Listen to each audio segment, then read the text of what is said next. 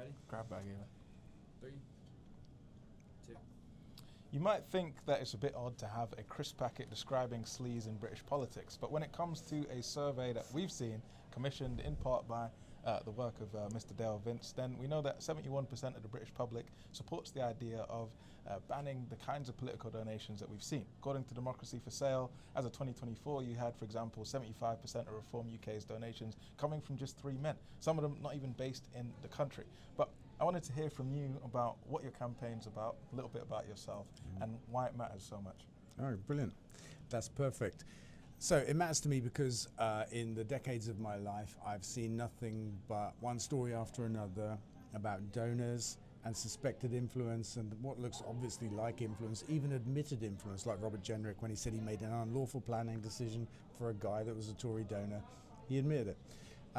So the background is that our politics has been corrupted by private money, corporate money as well. I class them together. And it's gone to the extent that it undermines our democracy. Right? We don't have faith in politicians and politicians' decisions to be clean and in the national interest because they're funded by people, private people, corporations, rich people or big companies, that kind of stuff. That's the background. That's the fundamental problem. I looked at the numbers, and our economy is £3 trillion a year. It's the 6th biggest in the world. It's a monster. We employ 500,000 civil servants to run it, and we spend £20 billion a year on those civil servants. Then we allow the government of the day to be funded by a tiny sum of private money. So for me, there's an outsized hand on the wheel of private money in government decisions. It's only 50 million quid a year. By the way, all political parties together collect 50 million pounds of private money. One of them gets to be the government, and they're funded by corporations and people with other interests. I say, why on earth do we do that? Our economy is enormous. It's very important to us. It supports all of us. Why do we allow 50 million pounds of private money to drive our 3 trillion economy? Let's end it. It's a ridiculously small sum of money. It's a packet of crisps. That's where the crisps come from, right? If we all gave up a packet of crisps every year, that's all it would cost us. We have clean politics, not just arguably clean, but unarguably clean, because no private money goes in. There can be no influence. All government decisions would be made in the national interest. Full stop. Publicly. Okay, what would you say to those who might critique somebody like yourself, who's made in Britain, who's built businesses, green industrialism, and they'd say, okay, does that include your own influence, donating, say, to the Labour Party or to Just Up Oil? Is it a universal thing, or is it for select sort of parties or interests? No, it's absolutely for everybody. Simply that. And I've faced these questions before in media interviews, like, but you gave money to Labour. Don't you want anything back? And I say, well, look, no, firstly, no is the answer, but I gave money before the last election because Labour always have a funding gap between them and the Tories, and it was a 2-horse race at the last election. I was able to, so I gave them money. I don't want anything from that except a Labour win. I think Labour will make for a better country, so that's why I did that. And in the process, I met the other big Labour donors actually in the last year or two, and none of them want anything back. I can see that. And that makes Labour very different from governments we've had before, Tory governments in particular. There's a lot of suspicion over reform. And people say, oh, aren't you a hypocrite? You're a donor that wants a ban on donations. I'm either a contradiction or a hypocrite. I don't know what the definition might be. And I say, no, actually, it doesn't matter whether I was a donor or not. What I'm speaking is common sense. Right? Tiny sum of public money, clean politics. A lot of people obviously have a certain amount of cynicism and apathy when it comes to politics. Yeah. And part of that is driven by what they see as that outsized influence. Yeah. Do you think that, people would say, okay, the Labour government has gone to some degree in that it's capped at £100,000 from foreign donors and at the same time has banned crypto.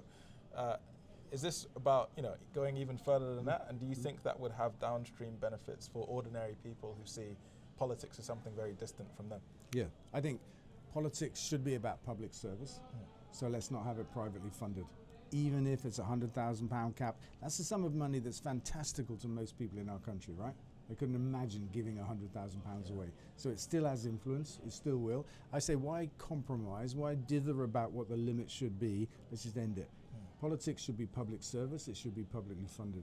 Would you do that out of general, I don't know if you would have the specifics, but would you do that out of general taxation? Would it be progressive, i.e. would those who have broader shoulders pay more, say, into that general pot? And would that make it more difficult for, say, new parties, insurgent parties to break into British politics? That's a good point. That's a good point. The mechanism itself has to allow new parties. It mustn't entrench the interests of the bigger parties already established. It has to be something that allows newcomers, but reflects the fact that some parties are bigger and more popular than others. There's lots of different ways to do it. It's in our paper. It's not rocket science. We can do it. But to your first point, £50 million is such a small sum of money. It's 5 decimal places of a fraction of our economy.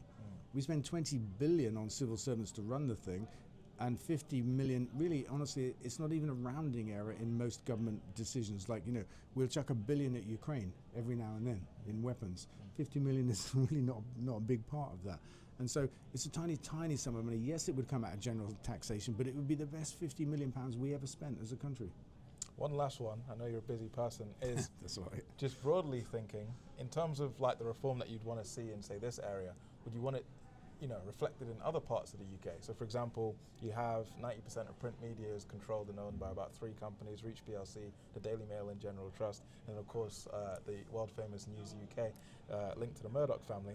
And then in other industries, you have, for example, a good amount of the concentration of basic groceries flowing through only a couple of supermarkets. So you seem to have monopolies or dominance, at the very least, in many different sectors. And I wondered, is this kind of a universal principle for you? Is it something that you'd like to see more broadly in terms of inequality in the UK? And what good comes of addressing inequality? Some say, greed is good. Capitalism is a necessary feature. It's almost, They do, in don't us. they? They do, don't they? But look, there are 2 different things there, really, because this is about cleaning up politics, so that governments make decisions in the national interest. That's very different to the principles around capitalism. I do have strong views there.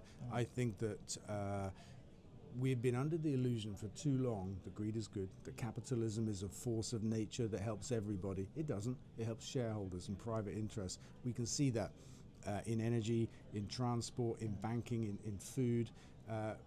The way that free markets, it's an oxymoron, work, is that you end up with a collection of power in a handful of hands. 4 big supermarkets, 4 big banks. In a minute, there'll be just 3 big energy companies, and so on and so on. Privatization let us down badly. The idea that private money in a public industry would do better. It could make its own money and serve us better with lower bills and all that kind of stuff. That's been exposed brutally by the water industry as the best example. Supermarkets today were throwing their hands up in horror at the suggestion of control of food prices. We've had energy price control for years, 5 years. They're allowed to make a 2% margin. Supermarkets are making between 2 and 3, so I don't think they need to worry about some kind of price control. Banks are making more like 30 or 40. The network operators that run the wires that bring power to our homes and businesses, they're making 40%. They make the biggest profit margin of any sector of our economy. They're private monopolies regulated by the government, and they're allowed to make these vast sums of money. So I would extend the principle of the price cap in energy, which the Tories brought in, which ought to defeat the idea that it's some kind of socialist communist idea. Tories brought it in. I would extend that into other areas of life, because we've got 5 million people living in energy poverty. There's 1 million kids that when they go to sleep tonight won't be in their own bed because they don't have one. All these kinds of things. People can't feed themselves, and I say, why do we prioritize the interests of business to make a profit above the interests of our people to have basic things? It's wonderful. I think I could literally keep going for hours. Yeah. Thank you. Likewise.